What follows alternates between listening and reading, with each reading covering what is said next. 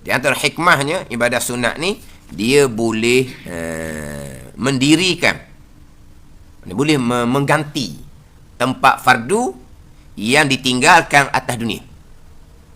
Pada ni, dia boleh ganti ibadah fardu yang dia tinggalkan atas dunia. Ibadah sunat ni, semayang fardu ditinggal masa dia hidup dahulu, puasa Ramadan ditinggal pada masa hidup di dunia dahulu, maka semayang sunat boleh boleh mengganti. Kita tak boleh mengganti, panggil tau. Boleh mengganti hak ibadah semayang fardu yang ditinggalkan pada masa dia hidup. Boleh dia ganti. Sama juga dengan puasa sunat. Tapi boleh ganti ni fil akhirah la fid dunya, dia panggil. Fil akhirah la fid dunya. Di akhirat. Ada pun atas dunia sekarang tak boleh ganti. Ibadah fardu dengan ibadah sunat, ibadah fardu yang tidak ditunaikan, wajib dikena tunaikan atas nama qada. Tak boleh ganti. Sampai masa dia mati. Tiba-tiba dalam keadaan dia ganti tu, ijtihad dia, fikir betul-betul, tanda betul-betul, catat betul-betul, anggaran ditinggalkan, tak kurang dah, dia pun qada selesai. Sampai di hari akhirat, sebenarnya ada lagi hak tertinggal tak cukup. Maka di akhirat itulah diganti dengan ibadah sunat. Atas dunia, saya ni banyak sembahyang fardu ditinggalkan, saya nak ganti dengan sembahyang sunat banyak-banyak, tak boleh. Tak boleh nak ganti. Atas dunia tak boleh. Di hari akhirah boleh. Sebab di hari akhirah ni, apabila hari akhirah kan, hak Nabi bersabda tu kan, kefarduan yang pertama atas umat aku adalah sembahyang 5 waktu.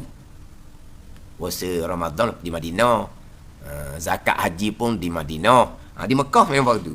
Hak mula-mula sekali yang difardukan atas umat aku, Nabi sembahyang waktu. Hak mula-mula diangkat daripada amalan umat aku sembahyang waktu. Waktu juga. Akhirnya orang tinggal. Dan yang pertama-tama yang kesal pada hari akhirah lah sembahyang 5 waktu. Tiba-tiba sembahyang itu kurang, tak cukup.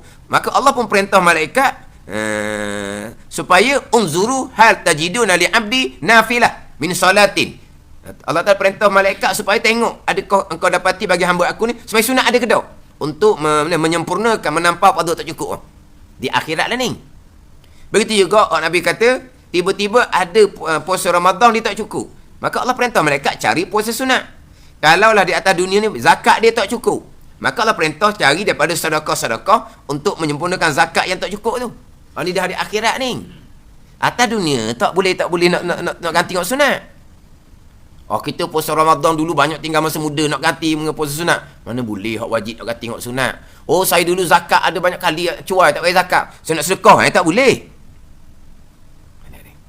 Atas dunia tak boleh. Wajib qada kembali sembahyang, puasa, zakat, wajib qada kembali atas dunia. Tak boleh ganti dengan ibadah sunat. Nak ganti ibadah sunat macam itu ibadah fardu. Labelnya lain. Dah lah 70 darajah lebih dah nak banding dengan amalan sunat. Label dia lain. Mana boleh ganti? Maknanya dia kena qada sembahyang, puasa, zakat, dia kena kira betul-betul. Ijtihad, bersungguh-sungguh fikir balik. Dia balik mau berapa, dia puasa cukup mau berapa, puasa tak cukup berapa tahun contohnya, dia kena anggaran lah. Tak cukup ni mana banyak puasa dengan ponteng, sama banyak je, ambil 15 hari setahun. Itu anggaran dia panggil.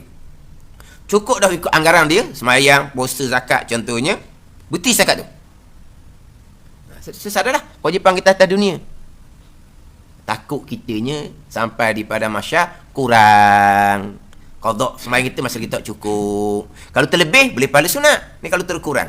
Puasa Ramadan takut tak cukup, zakat takut tak cukup. Jalan dia perbanyakkan sembahyang sunat. Perbanyakkan puasa sunat, perbanyakkan sedekah. Sampai di pada masyar, betul. Sembahyang fardu yang diqadakkan, yang ditinggalkan dahulu tu tak cukup. Maka satu rakaat fardu yang qadaknya tak cukup, diganti dengan 70 rakaat sunat. Satu solat subuh yang tak cukupnya 2 rakaat, diganti dengan 140 rakaat sembahyang sunat. Mana apa tu? Kena banyak-banyak sungguh buat hak sunat. Sampai di pada masyar, tiba-tiba puasa Ramadan yang diqadak pada masa dia hidup tu, masa dia bertaubah tu, ada lagi 1 hari tak cukup. Diganti dengan puasa sunat 30 hari. 70 hari. 70 hari. Kalau Isnin Khamis, kalau setahun, boleh 1 hari dah. Dah setahun kan 50 minggu kan. Isnin Khamis, 2 hari seminggu. Jadi 100 kali lah, 1 hari Isnin Khamis.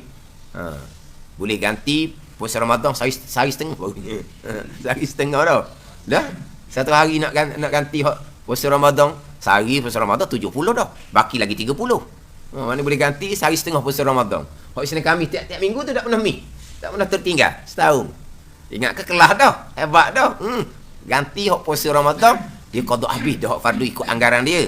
Terkurang. Tapi sama sekali atas dunia nak ganti dengan amal sunat tak boleh. Dia memang ada pandangan tidak dinafikan. Ini pandangan yang mencari ijma' ni.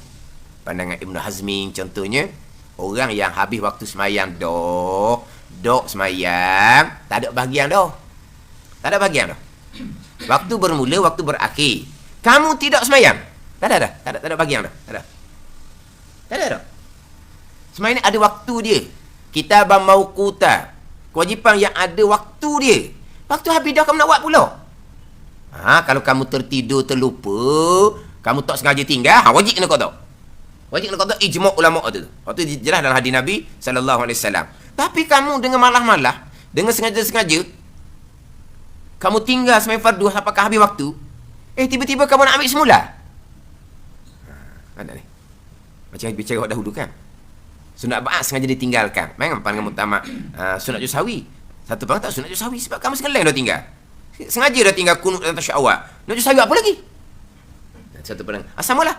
Sembahyang ni kamu tinggal dengan sengaja. Bukan tertidur, bukan terlupa. Lepas tu nak buat semula. Atas nama qada kemudian. Tak ada. Habis dah. Pandangan ni bukan melegakan. Pandangan yang kata tak wajib qada sembahyang ni, kalau tinggal dengan sengaja, bukan tertidur terlupa ni, bukan melegakan. Bukan melegakan. Jangan ambil separuh jalan. Mujur tak wajib qada. Itu nafsu tak ambil separuh jalan. Pandangan Ibn Hazmi tak wajib qada ni, sebab kamu tinggal dengan sengaja dah. Lepas tu macam mana di hari akan nanti? Kamu kena ganti dengan sembahyang sunat. 1 rakaat qada, 1 rakaat fardu, kamu kena ganti 70 rakaat sunat. Mana? Melegakan. Subuh 2 rakaat, 140 sembahyang sunat. Zuhur 4 rakaat, 280 sembahyang sunat. Ganti gitu. Lah. Qada. Dah kamu tinggal dah. Kamu buang dah. Sengaja kamu tinggal. Nak ambil apa lagi? Kena ganti dengan sembahyang sunat. Itu melegakan. Puak nafsu ni, mujurnya lah. Lepas tu ganti sembahyang sunat. Sembahyang sunat lah. Rawatib, kau beli habak dia. Nak ganti gitu. Bila nak ganti? Hak mudahnya pandangan ittifaq 4 mazhab. Sepakat mazhab Hanafi, Maliki, Syafi'i, Hanbali. Sembahyang tinggal kena sengaja wajib qada. Tu hak mudah. Sebab apa? Qada atas bilangan jumlah sembahyang dan rakaat yang sama. Tu hak mudah. Tapi puak nafsu ni, tu hak payah. Banyak ni nak kena qada sembahyang fardu ni. Tak ada banyak-banyaknya.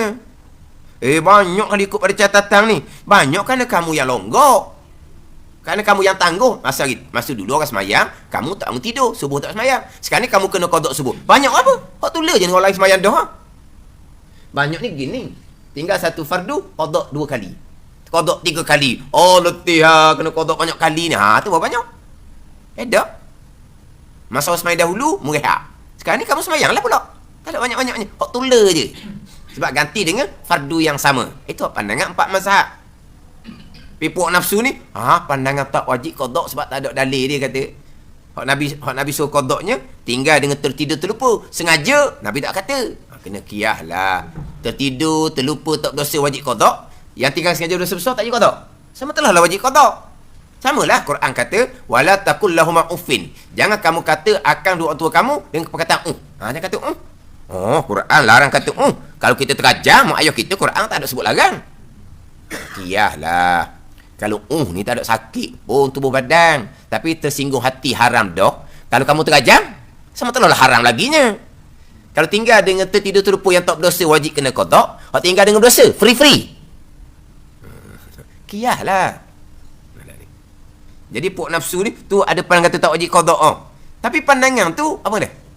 Pandangan tu nak kamu tinggal dah kan? Apa lagi? Pada ni. Pandangan tu kira macam denda lah maknanya dah. Denda lah. Oh, nak semula. Tak dia orang beri tak ampuh. Nak semula. Dah balik. Maksud apa tu? Maksudnya nak denda lah. Nak hukum. Orang beri tadi tak ampuh ambil. Kemudian nak mitok semula. Dah. Mana apa tu? Kita nak balas dah tu. Nak denda. Nak hukum. Sekarang ni kamu tinggal semasa sengaja. Kamu nak qada. Dah. Ada bagian dah kamu tak ada bagian kamu dah. Kok tu berat pandangan tu. Tak ada dah. Lepas tu macam mana nanti daripada masyarakat. Ataukah nak berjumpa dalam keadaan sembahyang banyak ditinggalkan. Ganti dengan sembahyang sunat. Banyak mana? Tadi 70 tadi. Tapi buat nafsu ni ambil sekerak. Tak wajib qada, relax. Dia begitu. Bukan. Itu bukan atas jalan pandangan tak wajib qada. Tak wajib qada tu memang dia nak menghukum orang yang tinggal sembahyang dengan sengaja. Tak ada bahagian namanya. Nak buat semula. Gitu kan. Tapi pandangan 4 mazhab qada semula. Minta ampun dengan Allah Subhanahu wa ta'ala. Tapi nilai tak akan sama. Sembahyang tunai dengan sembahyang qada nilai tak akan sama. Tapi lepas kita menunaikan kefarduan, diampuni dosa oleh Allah Subhanahu wa ta'ala. Tak cukup juga ni hikmah daripada ibadah sunat. Ibadah sunat tadi akan menampal kekurangan ibadah fardu atas dunia yang ditinggalkan pada hari akhirat.